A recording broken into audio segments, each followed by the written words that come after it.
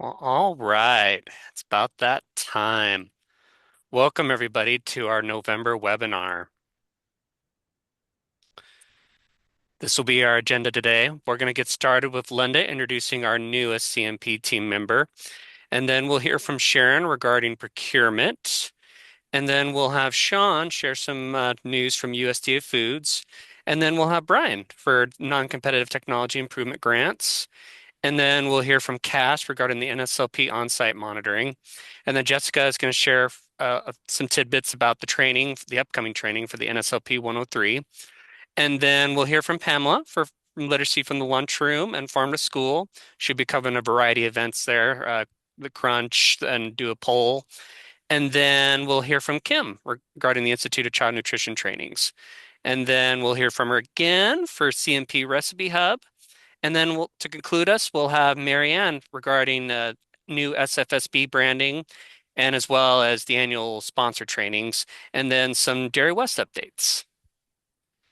So without further ado, Lynda. Hi, everyone. Happy holidays. They're coming so fast now. I would like to introduce our newest CNP team member.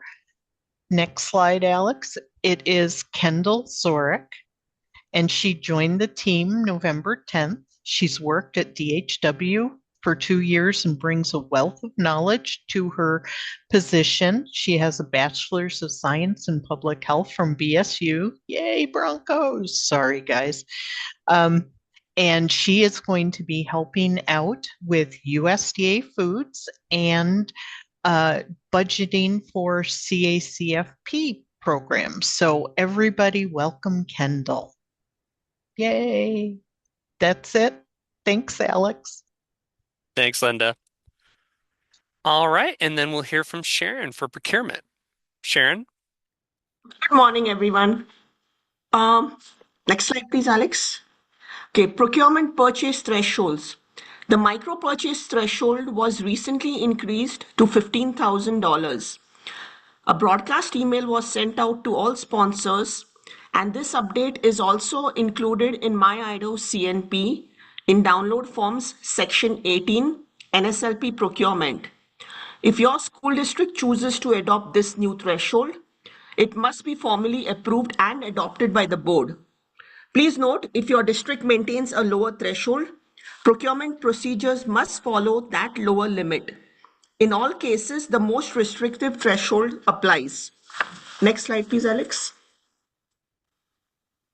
Capital expenditure. While the micro purchase threshold increased, the capital expenditure request threshold still remains the same at $10,000. Therefore, any individual equipment purchase exceeding this amount must receive prior written approval from the state agency before purchase.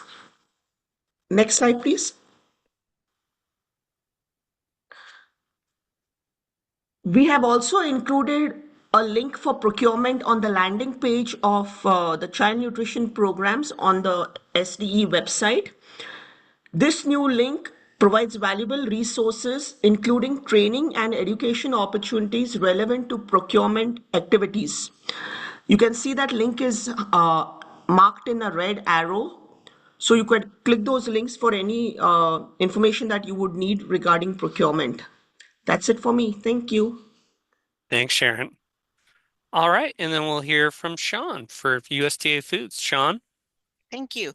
Good morning and welcome to our November USDA Foods updates. Next slide, please.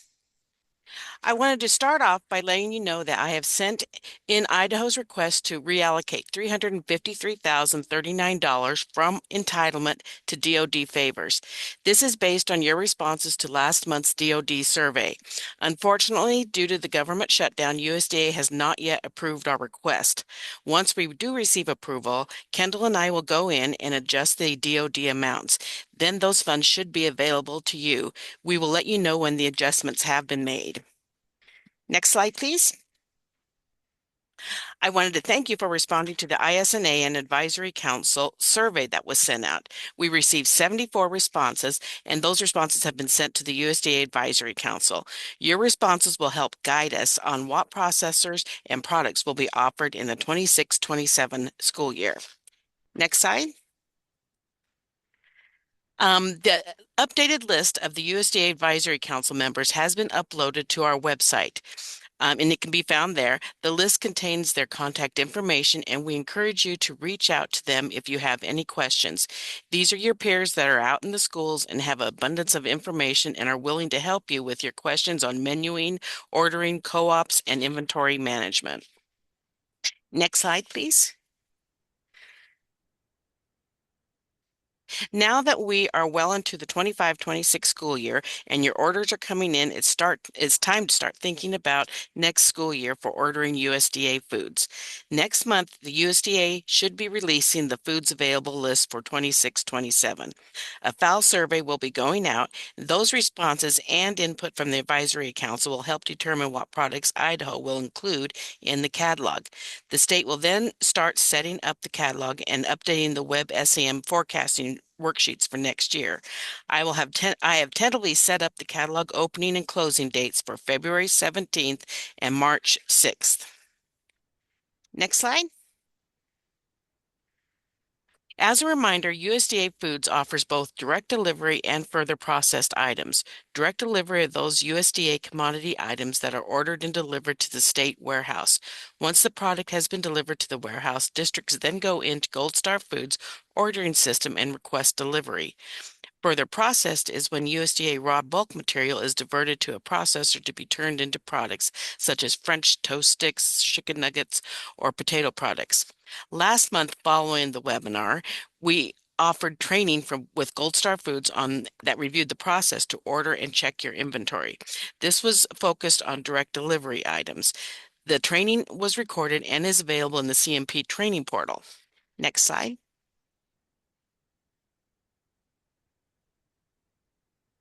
We are now offering a training that is focused on the further processed items.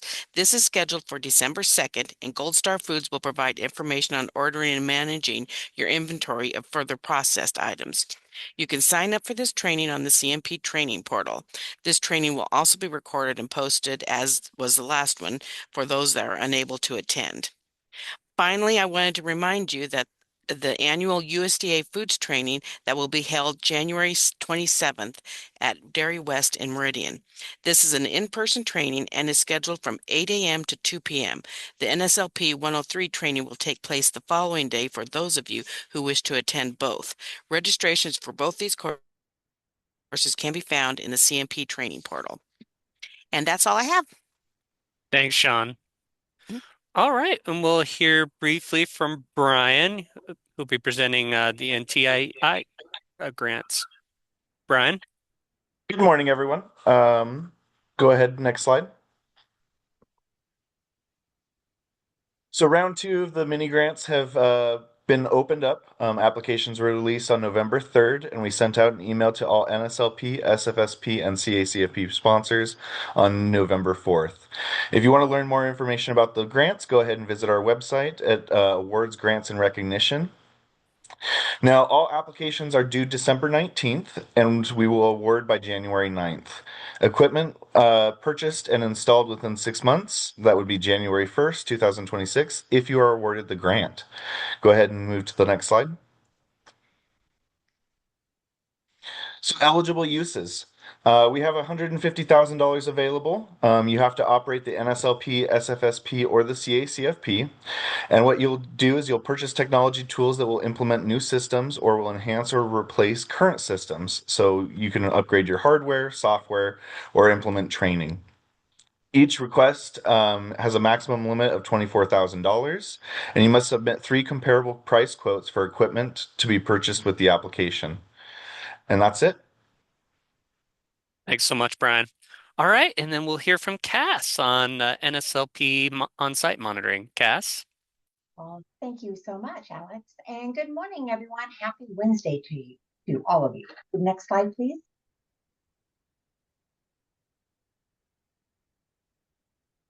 So this is simply just a reminder that SFA on-site monitoring is it's going to be coming up in just a few months.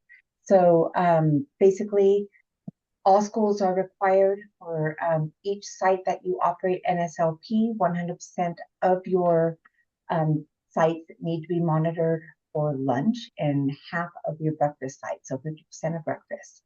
And for those of you that have smaller districts, so if you only have one school in your district, then this is not a requirement for you. So I wanted to just show really quick that in download forms, section 11 under NSLP resources, you'll see right down here, I took a little snip of the SFA on-site monitoring review form.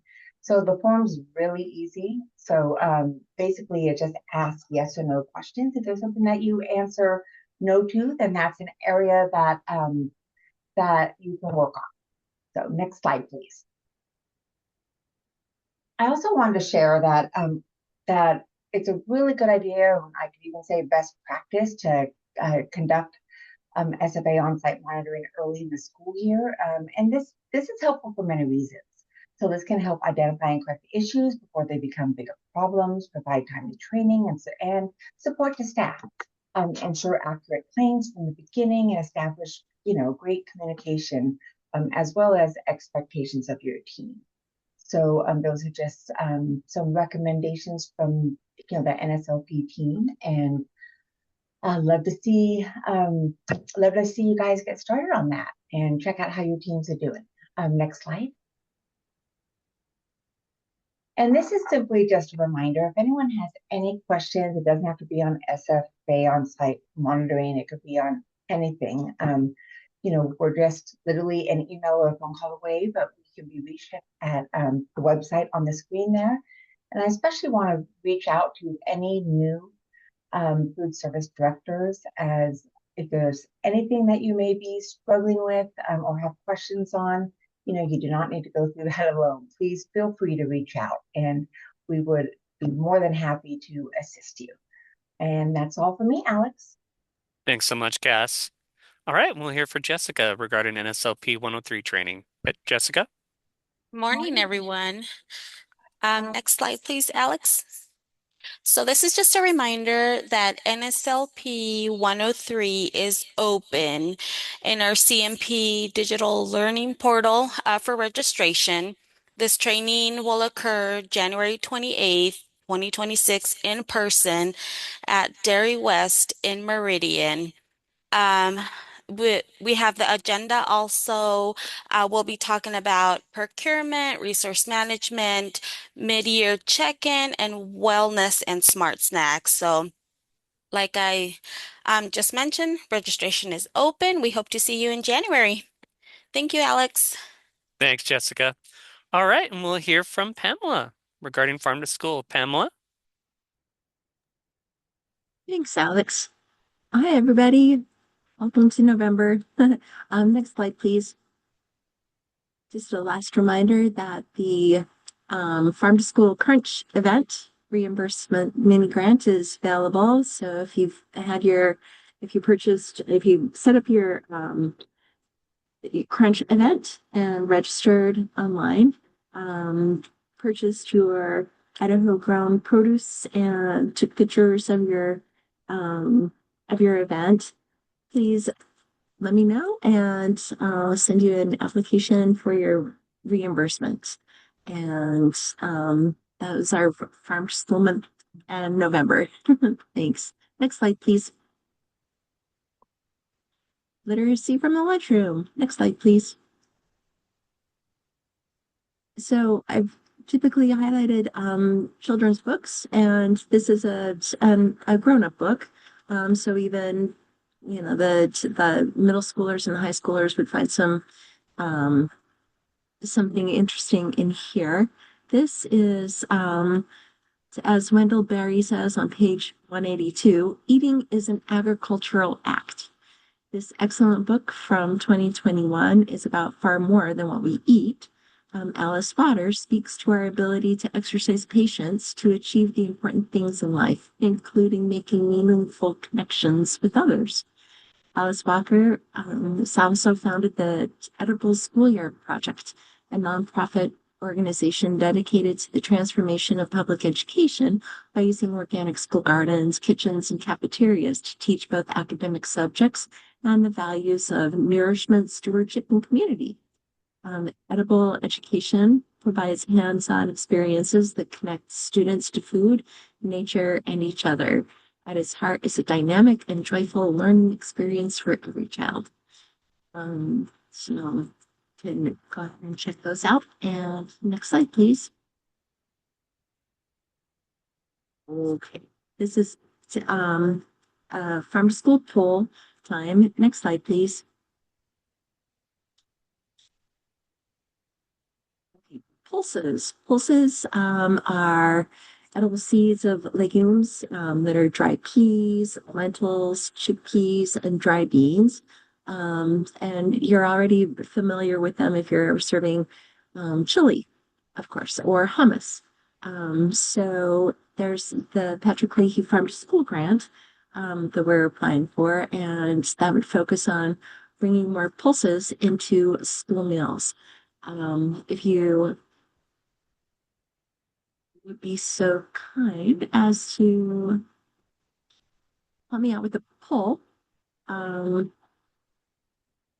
going to share my screen. Oh, how's that? Can everybody see that?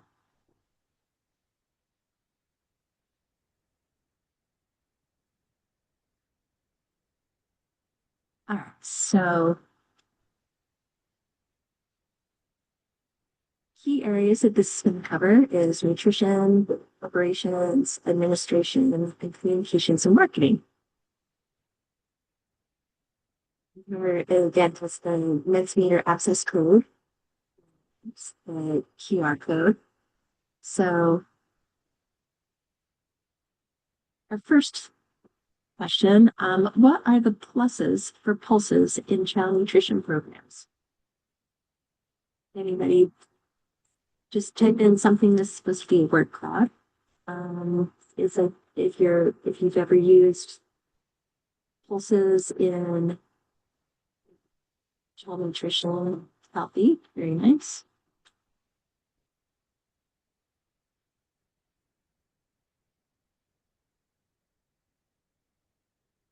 Getting some ideas out there. What are some reasons to use them in child nutrition? Yes, there we go.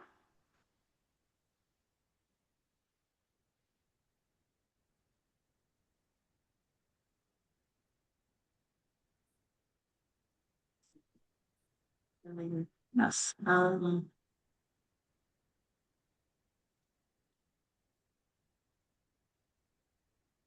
So and different. Yes.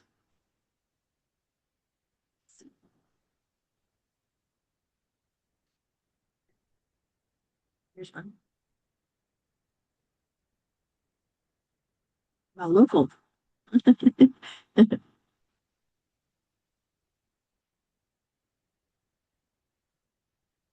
Oh yeah, good source of minerals.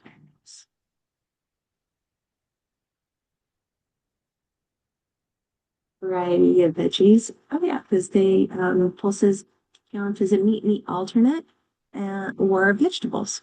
Not in the same meal, but they can spread across different categories.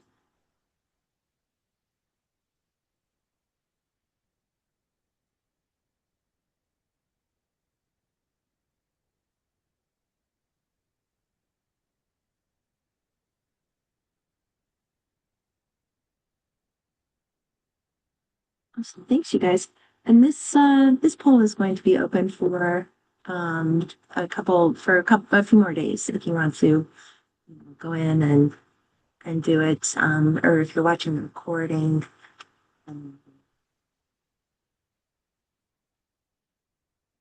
Yeah, these are all great ideas. Thanks. Let's go to the next one. Okay, so now what are the problems with pulses in child nutrition programs?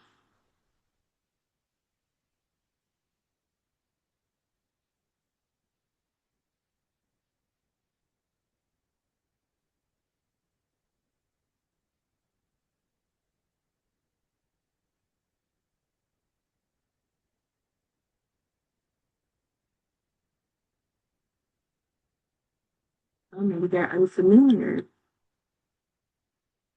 Acceptability by students. Reference. Oh, lack of exposure.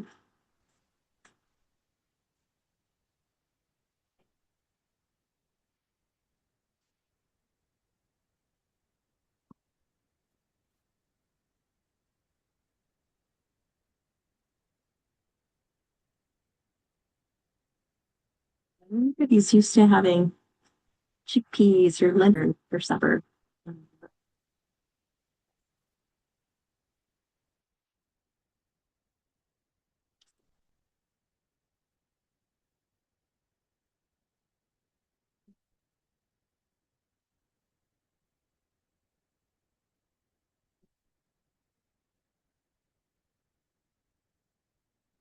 Staff labor, sure. Children. Distribution.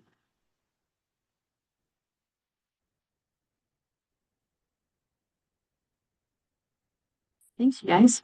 The next one.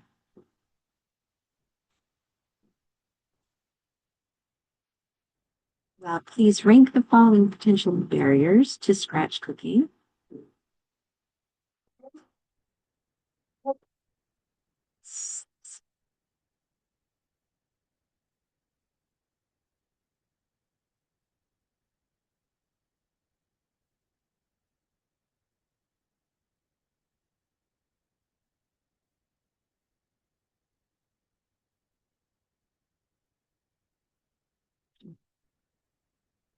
Scratch cooking.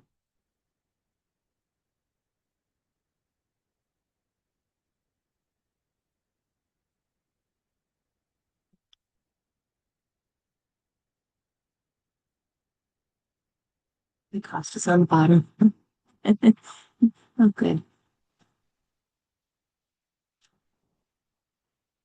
Facilities. Yeah. Okay.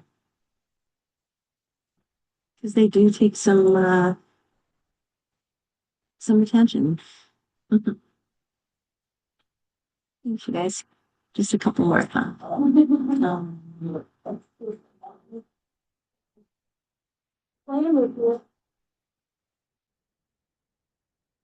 Yeah.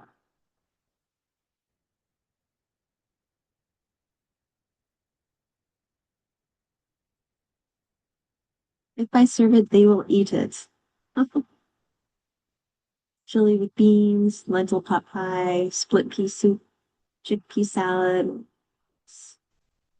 hummus. Okay.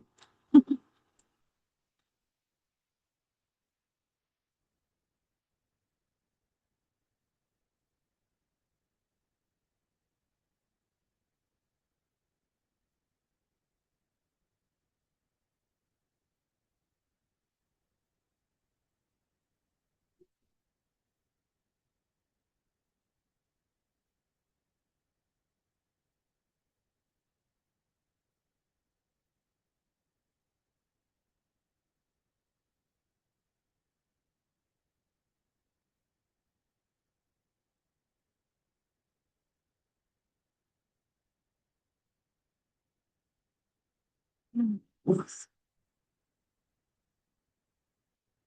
Chili with beans. Oh, chili with beans is being hummus. Of course, the pea soup is on the bottom. It's not easy being green and child nutrition.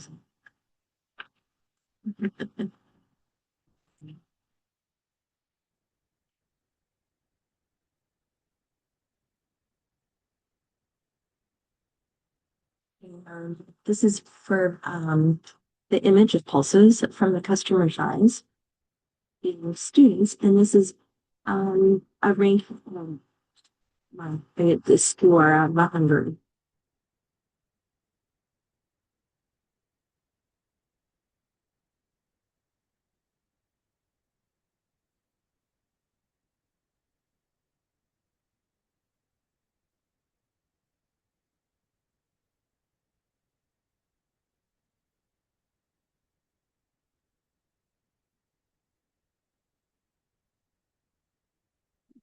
Toppings for potatoes. It's something to put cheese on, geese.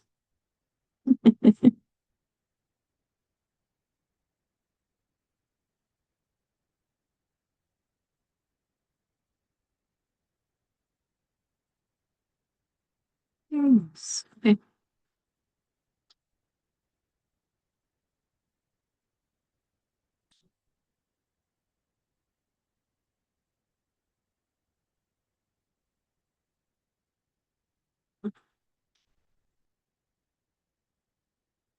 Yeah, I heard, I've heard about like split pea soup. Kids won't eat it because it's green. So, I guess it's something to look forward to for Seuss Day. February, but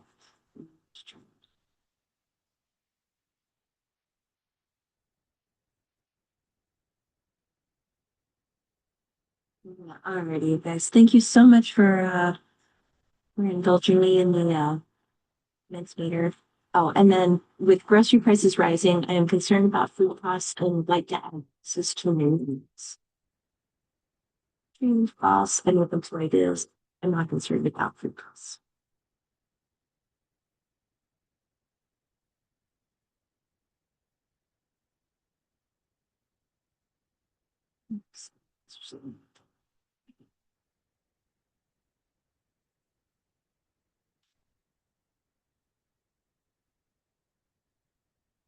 That was terrific.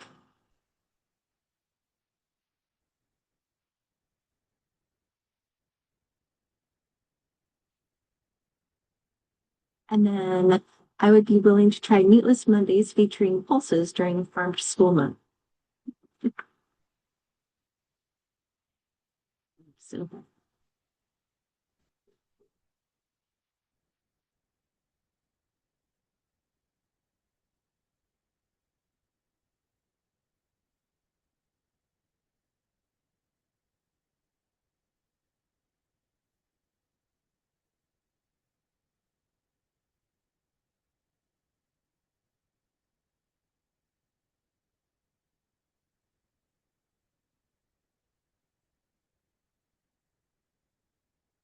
you know. Oh, and then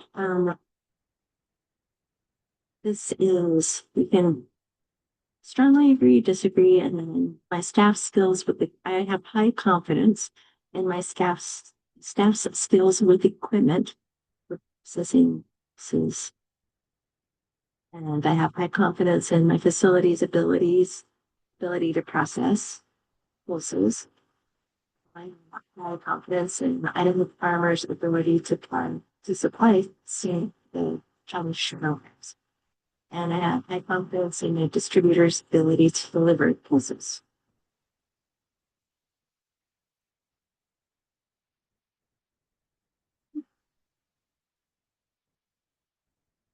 And this is the best.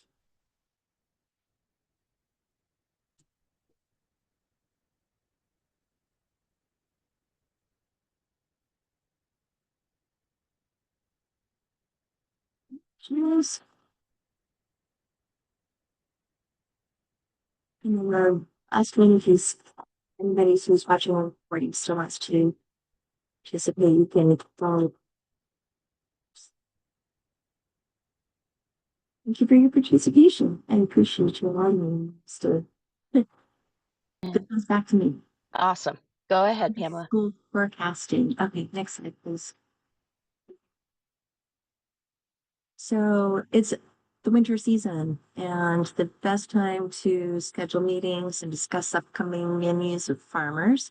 If you're interested in maybe doing some pulses in your menus, we can please reach out to me. Next slide, please. These are some topics for conversation that you can have with producers. And if you're reaching out to farmers to, you know, what you might want to grow, that sort of thing, this is a great time. And now that the season has wrapped up, they're still very productive people and still like to do a lot of work. So they're happy and very willing, and They love to talk to kids and even to you. So if you need help getting in touch with them, let me know too. When we go to the Idaho Preferred website to look at who's growing what around you. Next slide, please. Building relationships with local sellers. Here are some ideas on connecting. There's still farmers markets active out there. If you have I know there's a bean school coming up in January, I think they do. It's through the Bean Council, and I'm looking forward to that. But there's all sorts of ways to kind of think outside the regular, communication cycle and who to reach out to. And of course, I'm here to help if you want some help, if you need some ideas, please let me know. So happy to chat. And I think that's it for me. Thanks, Marianne. Thanks, Pamela. I actually think you might have the next section as well. Me too. It's the Pamela show. Okay. From National Agriculture in the Classroom. Okay. Next slide. So Ag in the Classroom is a wealth of interesting lessons. So for different grades, the case of the missing pumpkin, a rafter of turkeys, and the geography of Thanksgiving. And this is a free resource. Of course, if you have, want to bring some lessons into the cafeteria, and this is a great free resource for that.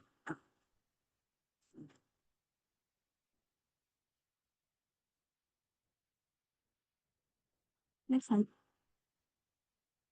Oh, and what's in season? Just kidding. And so over in November, we still have lots of things. Apples, pears, potatoes, pumpkins, sweet potatoes, winter squash. Is all available, and it's enjoy it while it lasts because we know what's going to happen come January. All right. Thanks, you guys. Perfect. Thanks, Pamela. And I believe, Kim, is this your topic next?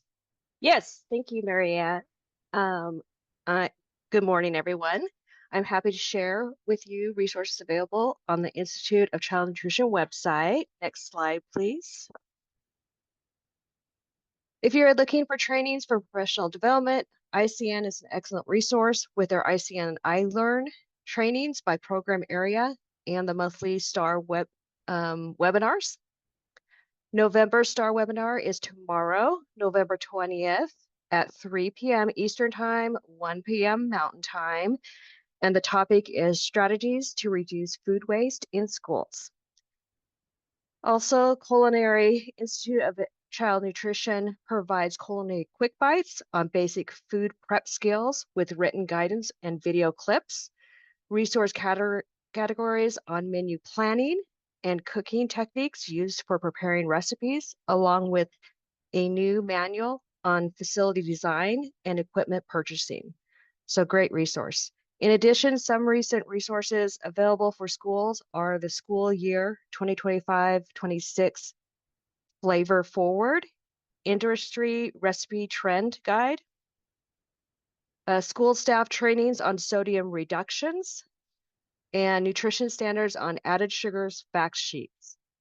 Next slide, please. I'm also happy to introduce the CNP Recipe Hub. Next slide. This site was set up to share recipes with all child nutrition programs in our state, from daycare homes, childcare centers, Head Start programs, school nutrition programs, after-school programs, and the summer food service program. The goal is to share simple, kid, and student-friendly recipes that are easy to incorporate into your daily menus. Next slide, please. The website will have a monthly blog with a recipe of the month and any farm to school tips to incorporate local foods in your menus.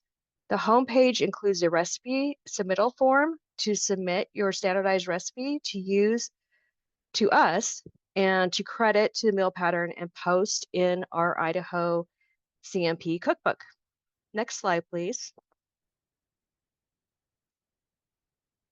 On the recipe page, you'll find from our Idaho CNP menu toolkit and the Idaho CNP cookbook with links at the bottom of the page for the Team Nutrition recipes, ICN recipe box recipes, and the National CSCP recipes. So I'm hoping this will be a great resource for everyone. Thank you. Awesome. Thank you, Kim. And I believe I have the next couple of sections. So good morning, SFSP sponsors. And also for any SFAs who would like to or who's considering opting in to do the summer food service program next summer. Good morning. The next couple of sections, we will be going over the summer food program. This first section, we will be going over new branding for SFSP. So USDA has previously rolled out a more flexible and comprehensive strategy to support children with meals during the summer months. This updated approach is called SUN programs, USDA's Summer Nutrition Programs for Kids. The SUN comes from Summer Plus Nutrition, so SUN. The name highlights the broader impact these programs aim to have, which is ensuring kids are nourished, supported, and able to thrive not only during the summer, but throughout the year. Here in Idaho, SUN programs will support children through two main pathways, SUN Meals and SUN Meals to Go. SUN Meals is the traditional congregate model, so this is how we've always operated SFSP. Kids come to an eligible meal site and eat on site. It's designated for communities where congregate meal service is accessible and feasible. SUN Meals to Go, or as we've always called it, as rural non-congregate, is the non-congregate meal service option for rural communities. Families can pick up meals and take them home, increasing access where distance or lack of transportation is a barrier. Together, these two models give Idaho the flexibility to meet kids where they are. The goal is simple: ensure no child misses out on nutritious meals just because school is out for the summer. SUN program sponsors, as you prepare for summer 2026, please consider utilizing these new SUN program logos you see on your screen. And where you can find that is this website on your screen. There is a communications toolkit for the SUN programs, and that is at fns.usda.gov/summer/toolkit.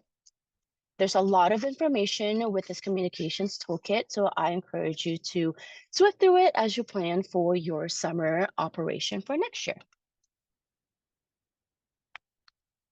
Now the fun part. To help everyone plan ahead, I want to share the 2026 SUN programs training dates with you all.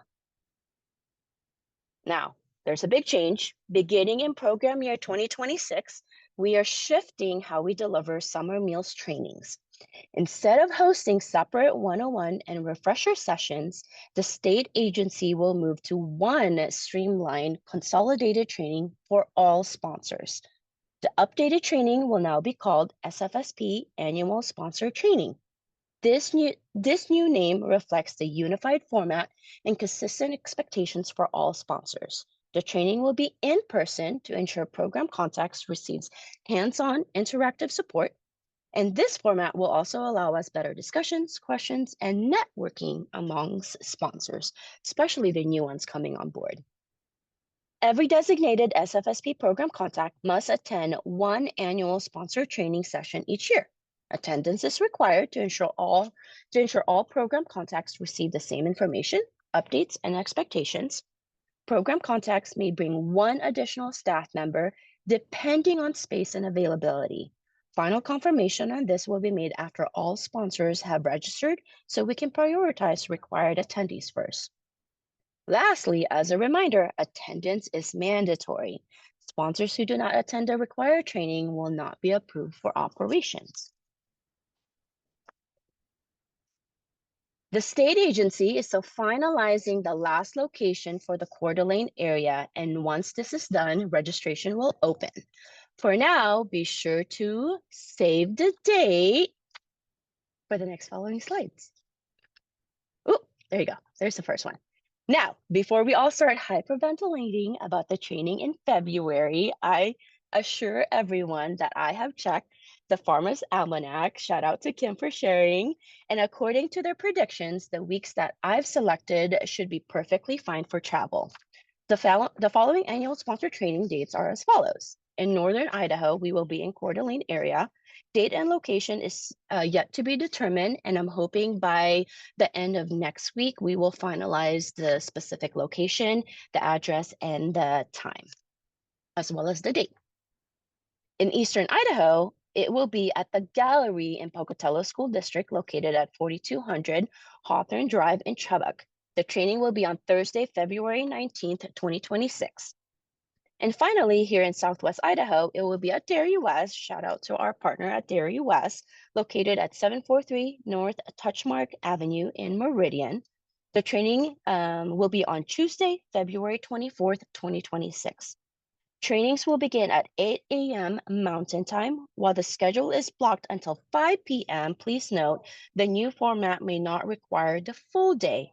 However, please plan for the entire time frame just in case. So if you are looking at your screen, please feel free to screenshot, take a picture, and make sure you have this on record.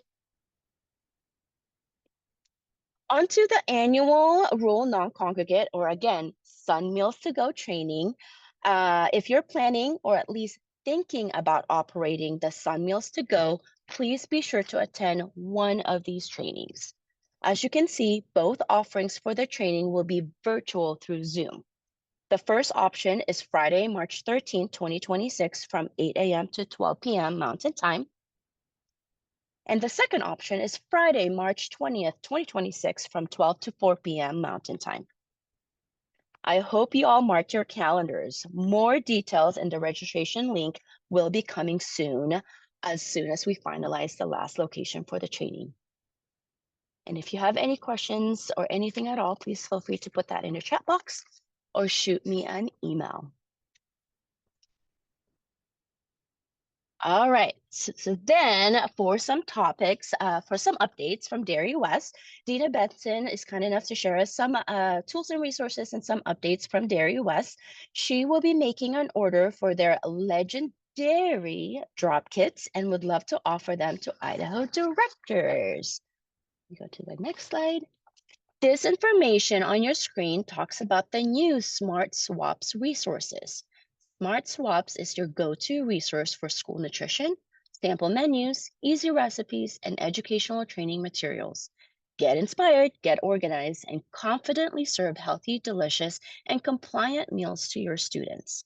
It includes 25 kid-approved recipes, nutrient analysis and crediting components, step-by-step photos recipe guides, 3 sample menus that meet the new added sugar limits, and training resources, including video tutorials.